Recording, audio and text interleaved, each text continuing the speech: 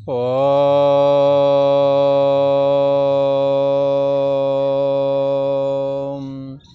ओम गुरु ब्रह्मा गुरु विष्णु गुरुदेव महेश्वरा गुरु साक्षात् परम ब्रह्म तस्मै श्री गुरवे नमः। योगेश्वर श्री कृष्ण भगवान की जय। ऐं सरस्वत्यै नमः। पूर्व का प्रसंग एक बार स्मरण करते हैं। पूर्व में भगवान श्री कृष्ण ने अर्जुन से कहा था, हे अर्जुन, भूय एव महाबाहो शृणु मे परमं वचः यत्ते हम प्रियमाणाय वक्ष्यामि हित कामया। हमारे परम रहस्य युक्त और प्रभाव युक्त वचनों को तुम फिर मेरे से सुनो। और किस लिए सुनो? क्योंकि इससे तुम्हारा हित होवेगा। किसी ने पूछा, महाराज आप क्यों कहते हो कि मेरे वचन सुनो? तो भगवान श्री कृष्ण कहते हैं कि ये अर्जुन मेरे से अतिशय प्रेम रखता है, यही वजह मैं हित की कामना रखता हूँ कि अर्जुन का हित हो जाए। अनन्य प्रेम जो भी करता है मुझसे, मैं उसके हित की इच्छा हमेशा रखता हूँ। ऐसा भगवान ने इस श्लोक में, पहले ही श्लोक में ये बात कह दी थी। और ये बात भी बता दी कि मेरी उत्पत्ति को न देवता लोग जानते हैं, न महर्षि लोग जानते हैं। हाँ, मेरी उत्पत्ति को, ये जो भगवान निर्गुण निराकार हैं, सबके अंतर्यामी हैं, बुद्धि देश के साक्षी हैं, ये सगुण साकार कैसे हो जाते हैं? इस रहस्य को कहते हैं, भगवान श्री कृष्ण ने तो कहा, ना तो देवता लोग जानते हैं और ना ही महर्षि लोग जानते हैं। क्यों नहीं जानते हैं? क्योंकि मैं इन दोनों का ही आदि हूँ। ये दोनों ही मेरे से प्रकट हुए हैं, ऐसा कहा। जिन सप्तऋषियों की चर्चा अर्जुन तुम सुनते हो, वो सप्तऋषि मुझसे प्रकट हुए हैं। मेरे से ब्रह्मा, ब्रह्मा के द्वारा मैंने इन सबको प्रकट किया है। मन से प्रकट किया है, ये कोई मैथुनी सृष्टि के नहीं है। संकल्प किया और ये प्रकट हो गए। और इनसे भी पहले जो 5 वर्ष की अवस्था में सदा रहते हैं, सनकादि, सनक, सनंदन, सनातन आदि, ये सप्त महर्षि भी जो प्रकट हुए हैं, ये भी मुझसे हुए हैं। और मुझसे हुए हैं, मेरे भाव वाले हैं। ये देखो, मेरे को लगता सर्वाधिष्ठान ब्रह्म मैं हूँ, ने नानास्ति किंचन। यहाँ नाना नाम करके, नाना करके जो ये नानात्व दिखता है, ये नाम रूप जो दिखता है, ये वस्तुता मायक है, दिखता बर है, इसकी सत्ता नहीं है। मेरे में भाव वाले हैं, मुझको ही सर्वस्व मानते हैं ये लोग। क्यों? क्योंकि मैं सबका आधार हूँ, सबका सनातन बीज हूँ। ऐसा भगवान श्री कृष्ण कहते हैं। ये लोग अपने मन, बुद्धि और प्राणों को मेरे में लगाए रहते हैं। और कोई भक्त भी यदि इसी तरह से हमारा भजन करेगा अनन्य भाव से, अपना मन, अपने प्राण, अपनी इंद्रियां, अपना शरीर, सब कुछ मुझ परम ब्रह्म परमात्मा के स्मरण के लिए इनका उपयोग करता है।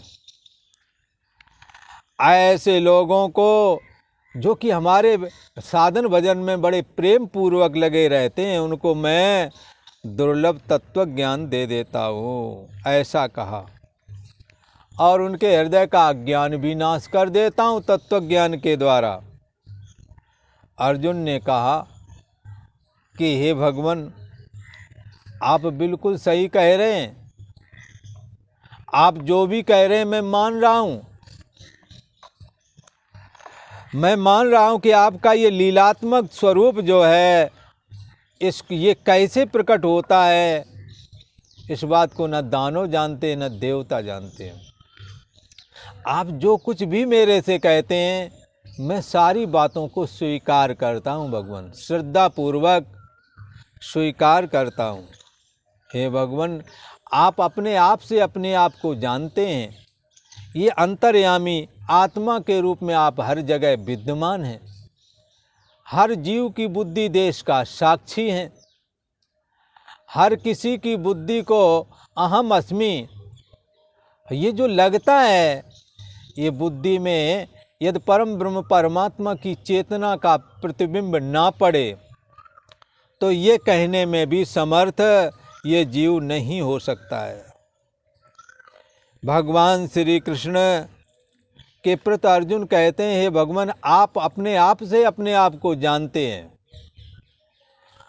आपको कोई नहीं जान सकता, दूसरा कोई नहीं जान सकता, आप अपने आप से अपने आप को जानते हैं।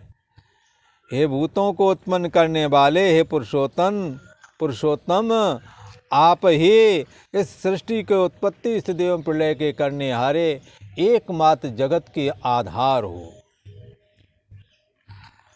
भगवान के प्रति अर्जुन कहते हैं कि मैं उन आपकी दिव्य विभूतियों को जानना चाहता हूँ कि जिसके द्वारा आप संपूर्ण जगत को व्याप्त करके स्थित रहते हैं। बड़े बड़े योगियों के द्वारा आप किस प्रकार से चिंतन में आते हैं, हमें भी बताएं, अपनी विभूतियों को बताएं, जिससे कि मैं आपका चिंतन कर सकूं। ऐसा भगवान श्री कृष्ण के प्रति अर्जुन कह रहे हैं।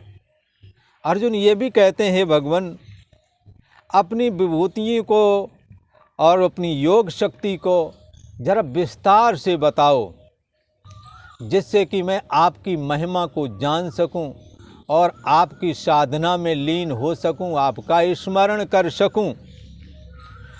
ऐसा अर्जुन कहते हैं। तब भगवान श्री कृष्ण ने कहा, हे अर्जुन, भगवान इस बात को बताने के लिए प्रतिज्ञा लेते कि मैं तुम्हारे को अपना योग और विभूति, योग शक्ति और विभूति, इन दोनों को मैं तुम्हें बताऊंगा। आपने क्या करना है, आपने ध्यान से सुनना है, और भगवान की विभूतियों को सुनने का बड़ा पुण्य है। बड़े भाग से भगवान की विभूतियों को सुनने को मिलता है। तो भगवान स्वयं ही अपने श्री मुख से अपनी विभूतियों का कथन कर रहे हैं कि जिसके द्वारा ये सारा जगत उन्होंने धारण कर रखा है। भगवान श्री कृष्ण ने अर्जुन के लिए ये प्रतिज्ञा ली कि मैं तुम्हारे को विभूतियाँ बताऊंगा। हंत ते कथयिष्यामि दिव्या ह्यात्म विभूतया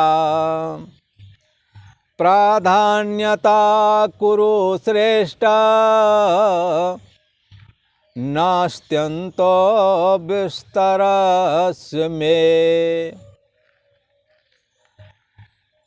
कुरु श्रेष्ठा हंतः, अब मैं दिव्या आत्म विभूतया, मेरी जो दिव्य विभूतियाँ हैं, निश्चय ही हे अर्जुन, अब मैं मेरी जो दिव्य विभूतियाँ हैं ते प्राधान्यता कथयिष्यामि, मैं उन समस्त विभूतियों को तुम्हारे प्रति प्रधानता संक्षेप से कहूँगा, क्योंकि विस्तार से हमारा अंत नहीं। मैं तुम्हारे लिए प्राधान्यता से अपनी दिव्य विभूतियों को कहूँगा।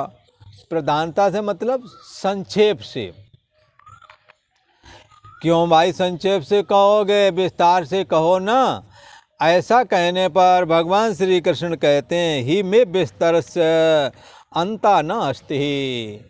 हे अर्जुन, यदि मैं विस्तार से कहना चालू कर दूं तो मेरे विस्तार का अंत नहीं आता है। अंत नहीं है। इसलिए तुलसी बाबा ने तो कह दिया है, हरि अनंत हरि कथा अनंता, कहें सुने बहुविध सब संता। भगवान श्री कृष्ण कहते हैं, हे अर्जुन, हे कुरुश्रेष्ठ, अब मैं जो मेरी दिव्य विभूतियाँ हैं उनको यानी तेरे लिए प्राधान्यता से अर्थात संक्षेप से मैं कहूँगा, क्योंकि हे अर्जुन विस्तार से यदि कहूँ तो मेरी विभूतियों का अंत नहीं आवेगा, अर्थात मैं कह न सकूँगा। भगवान के गुण और लीला कथाएं अनंत हैं। क्यों अनंत हैं? क्योंकि हरि अनंत, भगवान जो अनंत है, अनादि और अनंत है। बाकी सब अनादि हैं पर अंत वाले हैं। भगवान कैसे हैं? अनादि और अनंत, जिनका कभी अंत नहीं होता है। इसलिए सब तज हरि भज, सारे काम क्यों न छूट जाएं, पर जिस समय हमने साधन भजन करना है कर लेना है। 10 काम छोड़ के नहा लेना चाहिए, और 100 काम छोड़ के खा लेना चाहिए, 1000 काम छोड़ करके सत्संग कर लेना चाहिए, और दुनिया छोड़ना पड़े तो छोड़ दे। हाँ, छूट जाए तो छूट जाए, पर भगवान का भजन कर ले। क्योंकि ये जो मनुष्य शरीर मिला है वो परमात्मा श्री हरि की प्राप्ति करने के लिए मिला है। यह तन कर फल विषय न भाई, इस तन का फल विषय नहीं है। किसी का स्वर्ग तो है, बोले नहीं, स्वर्गौ स्वल्प, थोड़े समय के लिए है, छीणे पुणे मर्तलोके विशंति, स्वर्गौ स्वल्प अंत दुखदाई। जब स्वर्ग से गिराया जाता है तो ये जीवात्मा महान दीनता को प्राप्त होता है, दुखी होता है, और उसे मृत्युलोक के राग द्वेषों का पता है, और वो जब वहाँ से गिराया जाता है तो पसीने से पानी पानी हो जाता है, और इंद्र उसे पानी की बूंदों में संकल्पात्मक बना करके इसे नीचे ज़मीन पर बरसा देते हैं। इसलिए छीणे पुणे मर्तलोके विशंति, इस शरीर को प्राप्त करने का फल, हाँ, शब्द स्पर्श रूप रस गंध आदि जो विषय हैं इन्हीं को भोगने का प्रयोजन नहीं, बल्कि परमात्मा श्री हरि की भक्ति करना प्रयोजन है। और जो स्वर्ग को सुख कहो तो वो है तो पर थोड़े समय का है। छीणे पुणे मर्तलोके विशंति, जब पुण्य क्षीण हो जाएंगे तो पुनः मृत्युलोक में जाना पड़ेगा। इसलिए भगवान की भक्ति के समान और कोई वस्तु नहीं है। तो भगवान श्री कृष्ण कहते हैं, हे अर्जुन, मैं अपनी विभूतियों को कहूँगा और संक्षेप से कहूँगा, क्योंकि विस्तार से अर्जुन हमारी विभूतियों का अंत नहीं आता। कोई बालू के कण गिन ले पर भगवान के गुणों को नहीं गिन सकता। भगवान अनादि और अनंत हैं, उनके गुण भी अनंत हैं। भगवान श्री कृष्ण ने अर्जुन से कहा, जहाँ तक मेरी मुख्य विभूति है उसके विषय में पहले कहते हैं। मुख्य विभूति तो भगवान की स्वयं आत्मा ही है, जो सबका आधार बना हुआ है। अर्जुन, तुम हमसे पूछते थे कि हाँ, आप अपनी विभूतियों का कथन करो, तो सबसे पहले मुझे जानो कि मैं हूँ कौन। अर्जुन ने कहा, महाराज आप ही बताओ, क्योंकि आपकी महिमा को दूसरा कोई नहीं जान सकता, दूसरा कोई बता भी नहीं सकता है। इसलिए हे भगवान, आप ही अपनी महिमा को बताएं कि आप कौन हैं। भगवान श्री कृष्ण कहते हैं, हे अर्जुन, ये गीता का 10वां अध्याय और 20वां श्लोक है। भगवान श्री कृष्ण अपना परिचय देते हैं। भगवान श्री कृष्ण अर्जुन से कहते हैं, हे अर्जुन सुनो, अहम आत्मा गुडाकेश सर्वभूताशय स्थितः अहमादिश्च मध्यम च भूतानामन्तेव च। कहते हैं, हे अर्जुन, सबसे पहले तुम मुझे जानो कि मैं हूँ कौन, फिर हमारी विभूतियाँ समझो। बोले बताओ भगवान। हे गुडाकेश, हे निद्रा को जीतने वाले अर्जुन, तुम तो अपना लक्ष्य प्राप्ति करने के लिए निद्रा का भी त्याग कर देते हो हमारी प्राप्ति के लिए यत्न करो और सहज में ही हमारे रहस्य को तुम जान जाओगे। जैसा मैं बता रहा हूँ वैसा धारण कर लेना। बोले ठीक है। गुडाकेश अहम सर्वभूताशय स्थिता। हमारा परिचय सुनो। हाँ, परिचय में क्या आता है, नाम क्या तुम्हारा और रहते कहाँ हो, है? तो भगवान श्री कृष्ण कहते हैं सबसे पहले सुनो, सर्वभूताशय स्थिता, मैं संपूर्ण भूत प्राणियों के हृदय देश में रहता हूँ। ये बता दिया एड्रेस अपना, बोला अपना पता। अहम सर्वभूताशय स्थितः, मैं संपूर्ण भूत प्राणियों के हृदय देश में सदा स्थित रहता हूँ, कभी वहाँ से जाता नहीं हूँ। भगवान ना हो तो हम लोग अहम अस्मि मैं हूँ ये भी नहीं कह सकते। भगवान की सत्ता से ही अहम अस्मि ये कहने में हम लोग समर्थ होते हैं, ऐसा समझना चाहिए। क्योंकि परम ब्रह्म परमात्मा का मन पर यदि प्रतिबिंब ना पड़े तो मैं हूँ ये भी आप कहने में समर्थ नहीं हो सकोगे। इसलिए जो आम तौर पर हाँ लोगों में चलन में है कि पत्ता तक हिलता नहीं ना आपकी सत्ता के बगैर, ये जो लोग कहते हैं ये बिल्कुल सत्य कहते हैं। आपका मन जो सक्रिय है, आपको जो लगता मैं हूँ, ये उस अंतर्यामी आत्मा अर्थात जो भगवान श्री कृष्ण का अंतर्यामी स्वरूप है, जो हमारे आपका आत्मा बना हुआ है, उसका हाँ उसकी चैतन्यता यदि हमारे मन को ना मिले तो मैं हूँ भी ना कह सकोगे। हे अर्जुन, अहम सर्वभूताशय स्थिता, मैं संपूर्ण भूत प्राणियों के हृदय देश में स्थित हूँ। अच्छा, और हृदय देश में क्या है महाराज, कैसा रूप है? बोले आत्मा बन के स्थित हूँ। बोले आत्मा किसका नाम है भगवान? बोले आत्मा अस्तित्व का नाम है, मैं सारे जीवों का अस्तित्व हूँ। किसी ने कहा महाराज आत्मा को कैसे समझें? तो उसके लिए कहते हैं जैसे घड़े का अस्तित्व मिट्टी है तो घड़े की आत्मा मिट्टी है, ऐसा कह सकते हैं। मिट्टी के बगैर घड़ा नहीं रह सकता। घड़ा जो गोल कम्बू ग्रीवाकार आकार का जो दिखता है वो मिट्टी की सत्ता से दिखता है।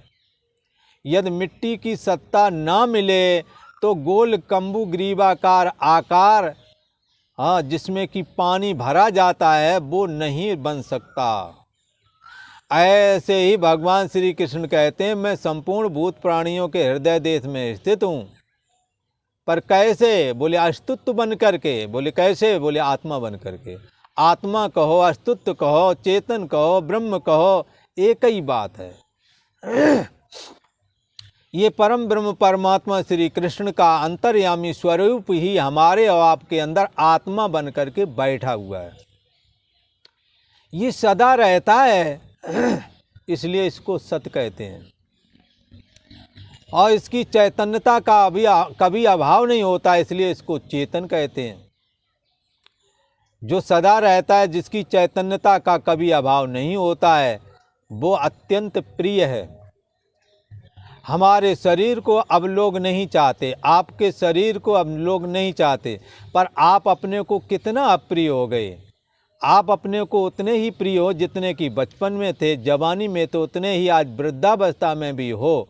पर वृद्धावस्था में आपको कोई अपने पास बिठा करके राजी नहीं है। आपके अंदर उनको प्रियता नहीं लगती, पर उन्हें नहीं लगती, पर आपको अपने अंदर कितनी अप्रियता आ गई है। आप तो अप्रिय हुए नहीं अपने को। आप तो जितने प्रिय बचपन में थे, जितने प्रिय जवानी में थे, उतने आज बुढ़ापे में भी उतने ही प्रिय हो। आपकी प्रियता में बिल्कुल भी कमी नहीं आई। ये प्रियता आनंद का उपलक्षक है। जैसे घड़े में पानी भर दें ठंडा वाला तो घड़े के ऊपर बूंदें छल छला आती हैं।